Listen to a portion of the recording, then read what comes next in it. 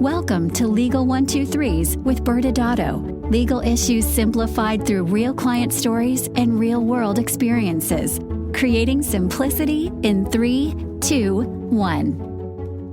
Welcome back to another episode of the Legal 123s with ByrdAdatto. I'm your host, ByrdAdatto, with my co-host, Michael Byrd. Now, audience members, guess what? We have a big gift for you today. We have Rachel Walker joining us, but not live. Michael, why is that?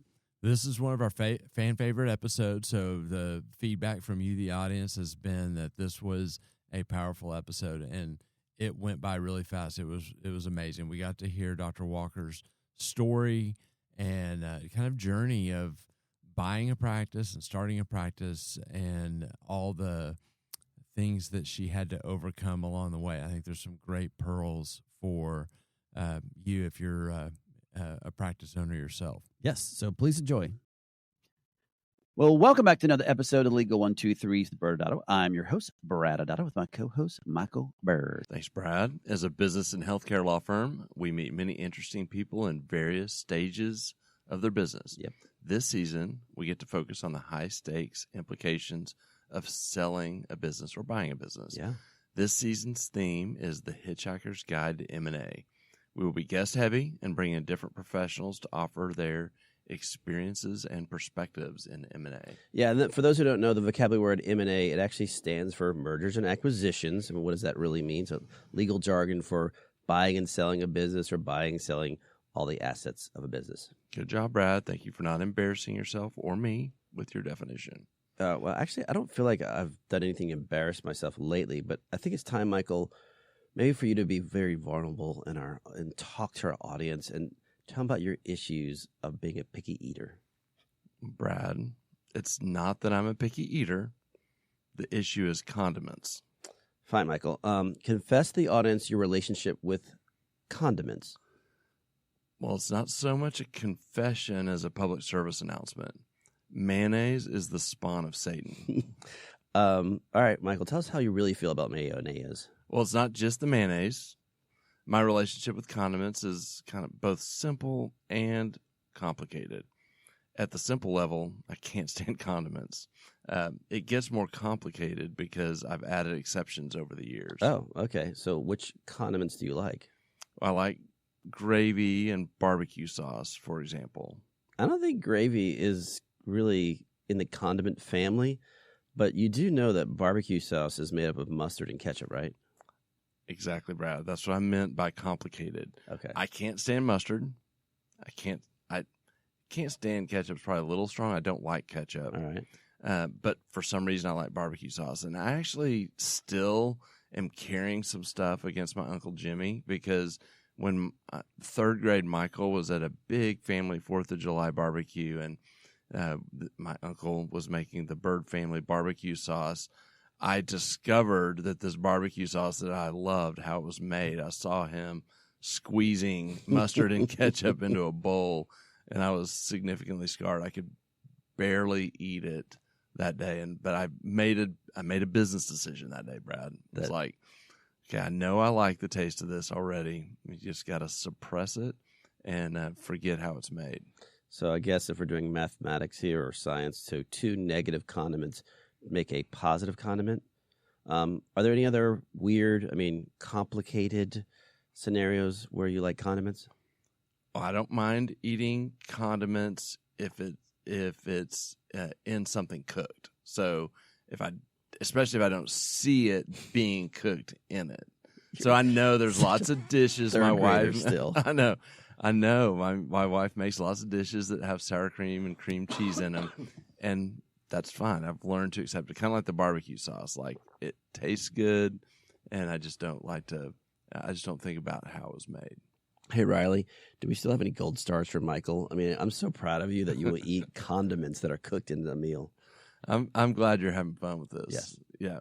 So, when we won't even get in, we'll move on. Let's turn the tables a little bit because you have not nearly as weird as that, but you, on the other end, you have to have 3 square meals a day. I mean, so much so, and we've known each other for forever now. I know that at all times you have snacks readily handy in case there's a threat for a meeting to extend into a Look, meal. as a resident Hobbit, we're used to eating 6 to 8 meals a day. I'm pretty proud of myself. I'm down to 3 squares a day. But yeah, if I miss one of those meals, yeah, I'm done for the day. Yeah, I've seen it happen, and you turn very mean. I get very hangry. Yes. Okay. Well, but you like lots of things, Yes, right? yeah. Okay. Well, we're going to put that to the test because this conversation in our prep was inspired by an article I found Uh-oh. with the top These are never 5 worst foods according to the Disgusting Food Museum. Are you like the founder of that?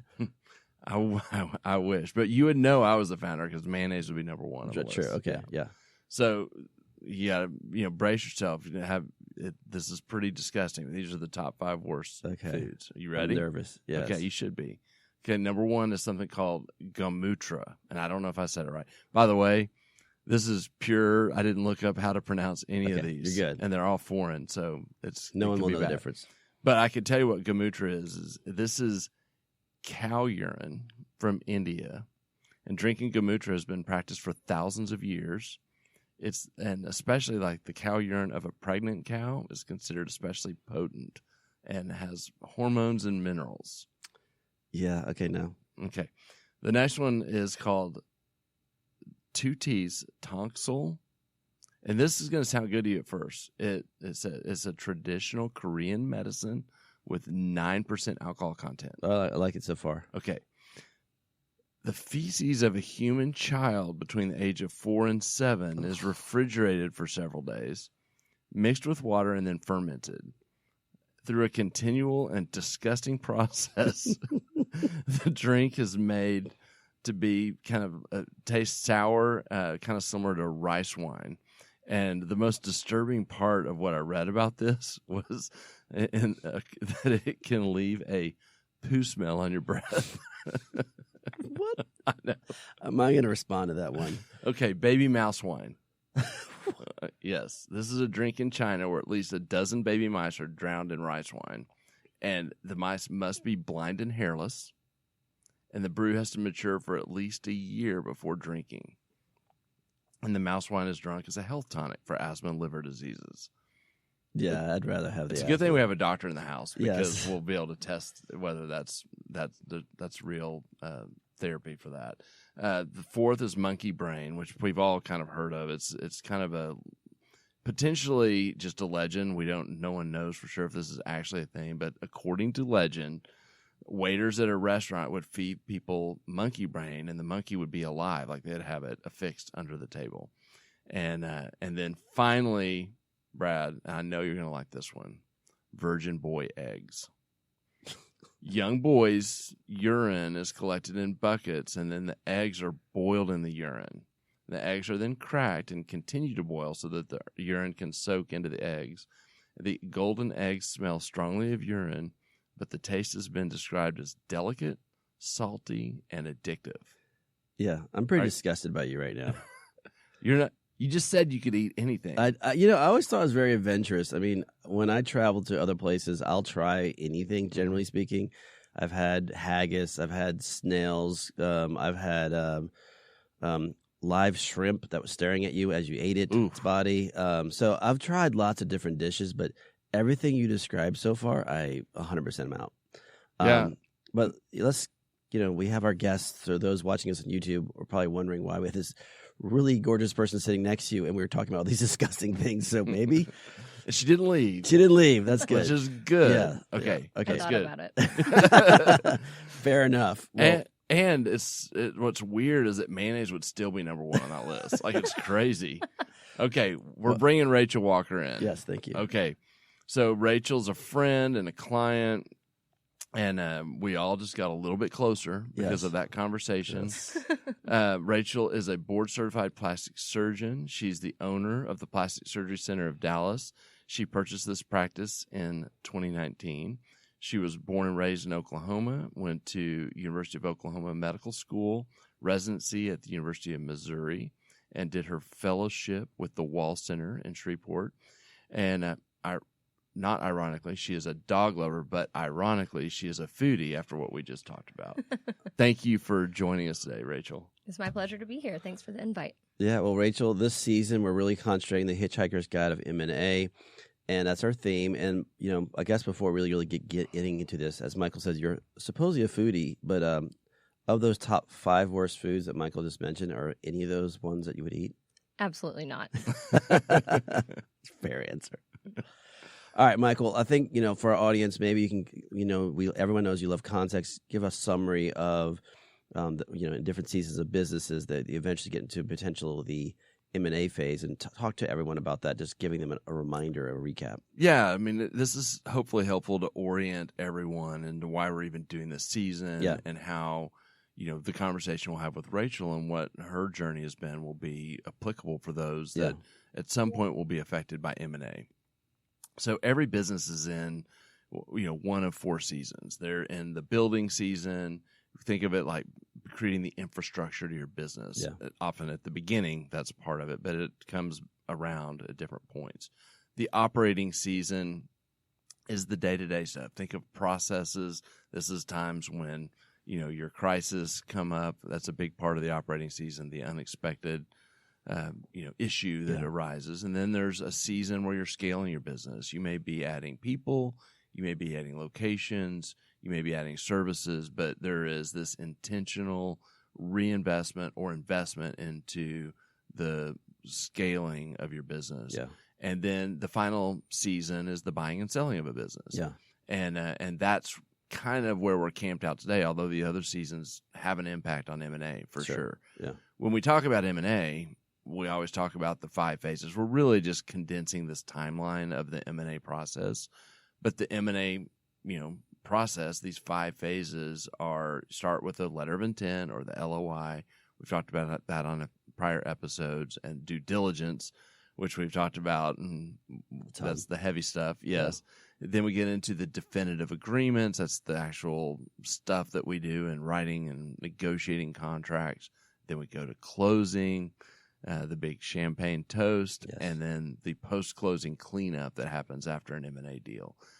For today's show, we're going to spotlight Rachel's story and lessons learned as someone who bought a business as a way to start a practice. Yeah, so Rachel, again, thanks for being here, but let's get into your story. How did you become, or what drove you to become an owner of your own practice right out of fellowship training? I've always had a really specific idea of what I wanted my practice to look like. So I knew I wanted to treat patients a little differently and provide a more luxury experience. And that can be difficult to do within another person's organization or within a hospital. I have absolutely zero business background. So I wasn't 100% sure I wanted to open my own business. And honestly, it came down to I was looking at real estate in Dallas to maybe just rent a clinic space, not go big. Mm-hmm. And it was impossible to find a building with sinks and good parking. So I decided to branch out, and that's when I found a few practices for sale. And I thought about it. I was like, if I can learn how to operate on people, if I can learn to put a finger back on a hand, I can definitely learn to run a business. And if not, what's the worst that can happen? And in my mind, I decided the worst that could happen was bankruptcy, because I wasn't going to die if my business failed. I wasn't going to do anything else worse than bankruptcy. And I was pretty confident that I still had employable skills if I did fail. So at the end of the day, I chose to go in on my own and purchase a practice. Man, that's going on with the very in bankruptcy being the worst case scenario. That's pretty good. Well, and I'm sure, of course, we were there with you at that time, and it is, for the audience to understand, it is a unique way for someone to start. Most of the times when doctors do what Rachel did, they've been in business for some degree of time. Talk about what that experience was like for you when you were, you found this practice for sale, and what was that process like for you? Well, I found the practice, and then it was a matter of what would this practice do for me, or what am I actually buying? And at the end of the day, this practice, one thing I knew I was buying is eventually I wanted the building and I wanted the location. So I knew I had that at the end. So as long as I could keep things going so that I could buy the building, that was my end game. I looked at online presence, reviews, and how patients were coming into the practice, and it had great traffic and it had great visibility. So in my mind, if I worked hard and really poured myself into the business, I would be able to grow it to the point that I could use that wonderful building to be as good as it should be. So I think that was kind of my thought process. Yeah. So you went through it, you closed, and now all of a sudden you have the keys to a business. Talk about the experiences and lessons you learned after you started operating your own practice. I learned a lot. I got kicked in the teeth several times starting out. I opened November 1, 2019, had 0 patients. I had 1 employee that was remaining from the previous surgeon because he had kind of really leaned things out for his final years. And she was also 8 months pregnant. So I knew that I had to find somebody pretty quickly before she went on maternity leave. And I spent the first month of practice answering phones, pretending to be Laura, the pregnant employee, and really trying to figure out how to make things work. I bought QuickBooks for Dummies so I could learn to run payroll, and really spent all of my time before I had patients trying to learn business. And then I also decided to remodel the practice because I wanted it to look like my practice and not like the previous surgeon's practice. So I started a remodel in about January, finished it up in March, and had this beautiful facility. At this point, I had hired 2 wonderful employees, and we were feeling good about ourselves. Phones were ringing. I was starting to get some traction. Well, then COVID hit and got completely shut down. And at this point, I had not even paid myself. So looking at a PPP loan wasn't really an option because I had 2 employees who were on hourly wages and then me who was getting paid $0. So that was a definite speed bump for me. Oh, my goodness. And so you had COVID hit, and then was the winter freeze the next year after that? Yes. Oh my goodness. February, March have historically not been very kind to me. So yes, a year after my remodel completed, the winter storm hit Dallas and flooded my practice, not once, but twice. Oh. So in 36 hours, it got flooded. I lost all of my 11-month-old floors and my 11-month-old painted cabinets. So my team had to go through the remodel again, which was an adventure and a costly adventure, but luckily I had great insurance. So in terms of the remodel cost, at least I didn't have to eat that again. I guess the first question is, in 2024, is your practice to be closed the month of February just to like hedge your bets? I mean, I kind of think about it. I'm like, maybe team trip to Aruba and just hang out. And just put a lot of like you just wrap the entire building to make sure it's safe. Bubble wrap. Bubble wrap. Yeah, I saged the building this year in February and March. Well, so coming out of your fellowship, you're figuring out how to run your business. You run into COVID, you run into a freeze. That had to be really hard on yourself.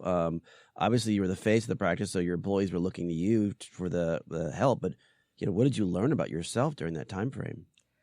I learned that you can always learn something. At the end of the day, just because you don't know, you have to just execute, and you will learn along the way. Mm-hmm. So I know more about plumbing. I know more about electricity. I know more about getting people to show up for a job than I ever thought I would know. I think just knowing that you can do hard things is important. And luckily, my team felt this exact same way. Mm-hmm. Like there were times that my practice manager and patient coordinator, Madison, was sitting in a hallway with a laptop and one light, checking patients in with paint fumes around. And we knew we could still provide a great patient experience, even though our building said that we were really kind of sketchy people because it didn't look great, but we still treated patients the same and knew there was light at the end of the tunnel. I think not letting obstacles take you down is super important. And I've kind of picked up this really depressing mantra that life is pain. And I'm actually a true optimist, but it makes it a little easier when these hard things happen. You're like, well, I mean, at the end of the day, there's things that happen and you just have to figure out how to get past them. Sounds like a Ted Lasso quote. Yeah. I love it. So it sounds like you enjoy it, though. I mean, you really enjoy being your own boss. Yes, it's been fun. It's fun to create and it's fun to grow with people. It's fun to grow with your patients, grow with your team. I mean, that's something that I didn't even know that I would love as much, but learning to grow team members within your practice and helping other people reach their goals has been a lot of fun for me.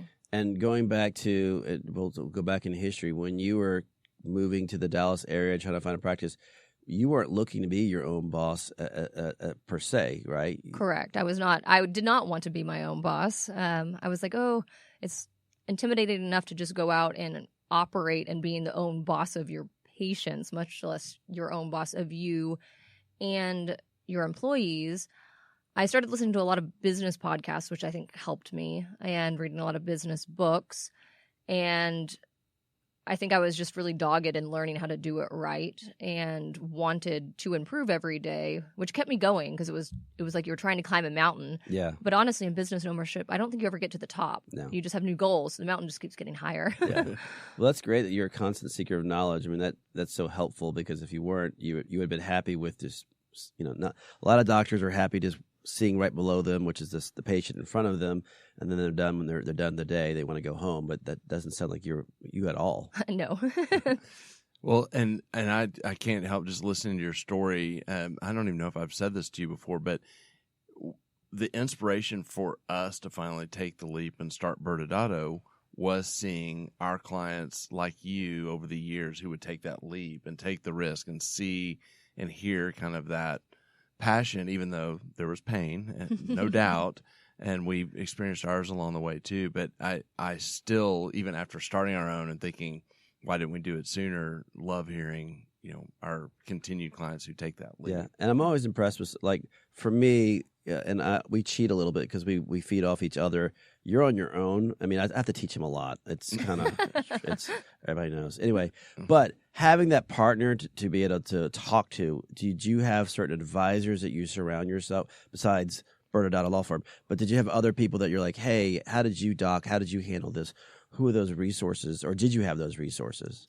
Early on, I really didn't, but I was super blessed in my training that I had great mentors around me, particularly my fellowship mentors, the Walls. They have been a great sounding board for me and connected me with like-minded people. So even though in Dallas I'm largely alone and I spend my day alone without a partner next to me, I have people to reach out with and commiserate with, which is really therapeutic at the end of the day, but also helps you see problems outside of just your little tunnel vision and helps me think about it in a different way. So now I think I just keep building community, and it's nice. Like, I love doing things like this podcast or speaking at the residents meeting because you meet more people who are wanting to do the same thing. And maybe they're younger and have better ideas than me, or they're older and they've been doing it. And so of course they are a lot wiser than I am, so have great tips for me. So those connections are super valuable. That's awesome.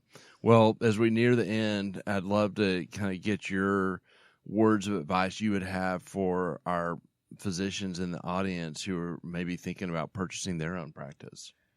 I think make sure you're looking at all of your options. I looked at a couple of practices prior to purchasing this one, and this one had a great reputation and it had great bones.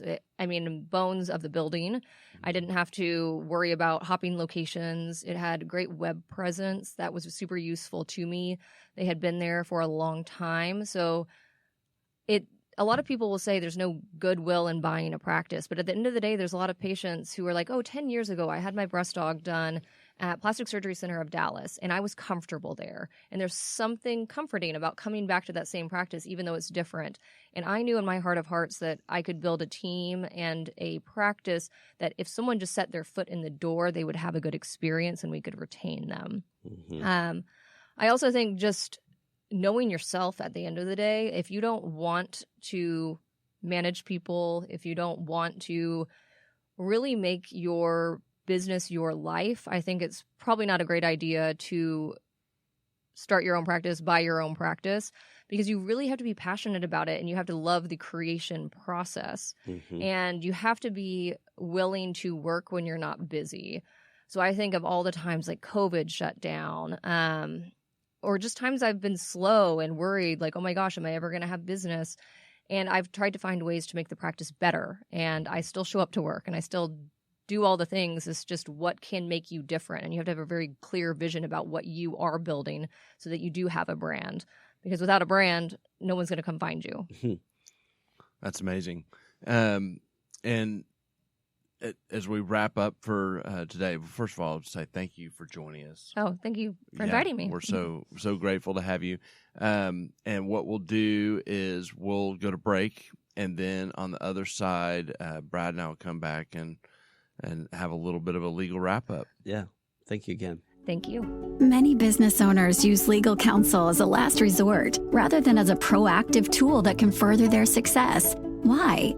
For most, it's the fear of unknown legal costs. ByrdAdatto's Access Plus program makes it possible for you to get the ongoing legal assistance you need for one predictable monthly fee. That gives you unlimited phone and email access to the legal team, so you can receive feedback on legal concerns as they arise. Access Plus, a smarter, simpler way to access legal services. Find out more. Visit ByrdAdatto.com today. Welcome back to Legal 123s with ByrdAdatto. I'm your host, ByrdAdatto. I'm still here with our co-host, Michael Byrd.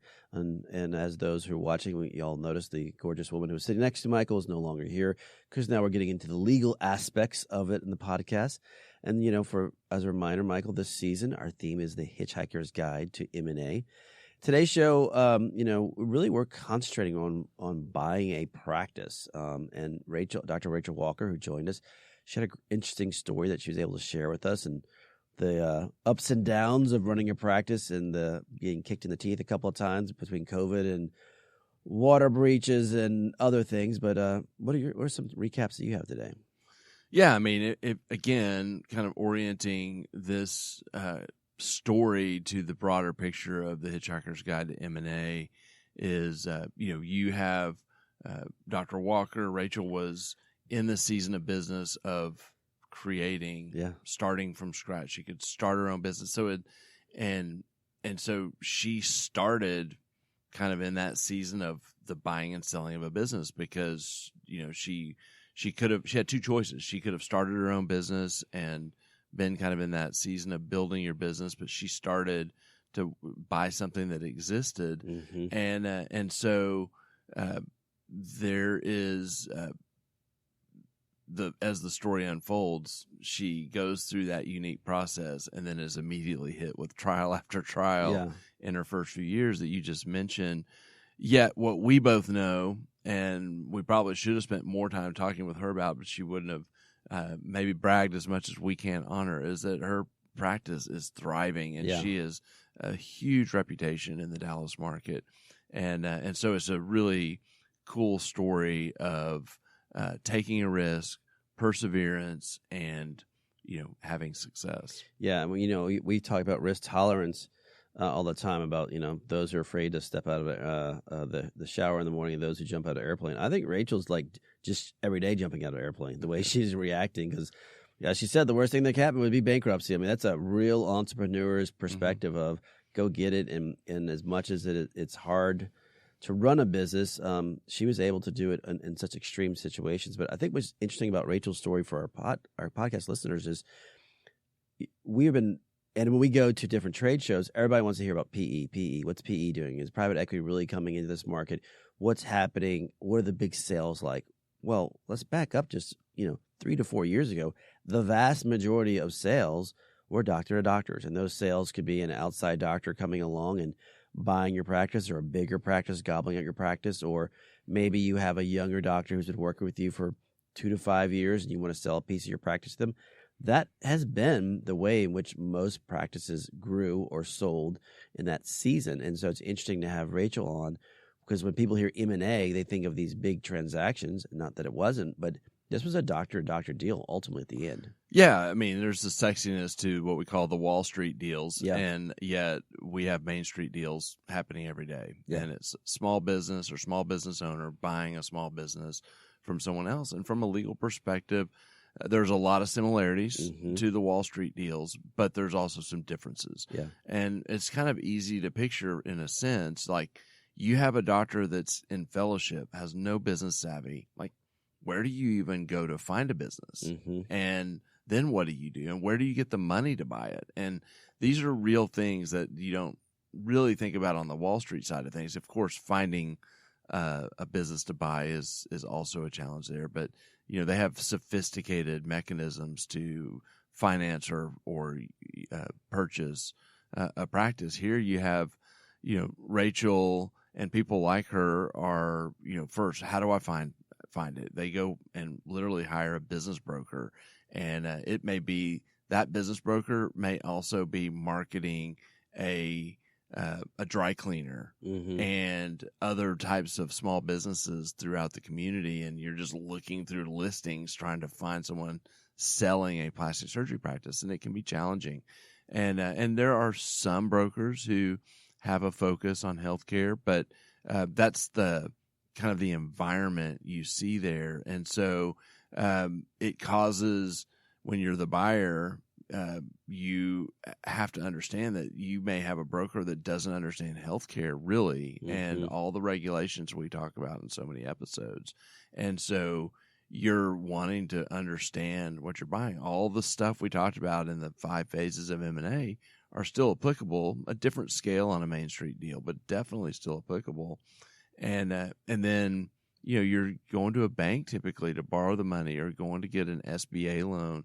And that adds to your timeline, because going through that process of getting a bank to say, yes, we'll loan you this money to purchase a business is a pretty unique experience for these Main Street deals. Yeah. So we're almost out of time today, Michael. So what are any final thoughts you have?